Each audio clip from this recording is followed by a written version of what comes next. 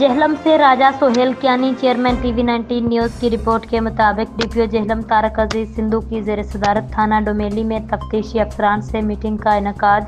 Meeting में SHO थाना डोमेली और तफ्तीशी अफसरान ने शिरकत की।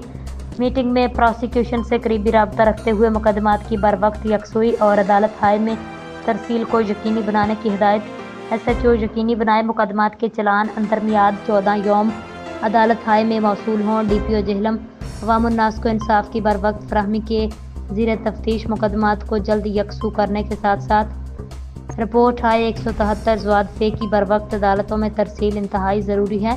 तकमील रिकॉर्ड पर खसूसी तवज्जो दे। सुपरवाइजरी अफसरान थाना जात में एसएचओज़ और तफ्तीशी अफसरान के साथ मीटिंग का इनेकाद करें। पेंडिंग रोड सर्टिफिकेट्स की यकसुई यकीनी बनाएं। तमाम थाना जात और सर्कल अफसरान की कारकर्दगी को रोज़ाना की बुनियाद पर मॉनिटर किया जा रहा है। अच्छी कारकर्दगी पर हौसला अफजाई जबकि नाकस कारकर्दगी पर बाज़पुरस होगी। डीपीओ जेहलम तारक अजीज सिंधु।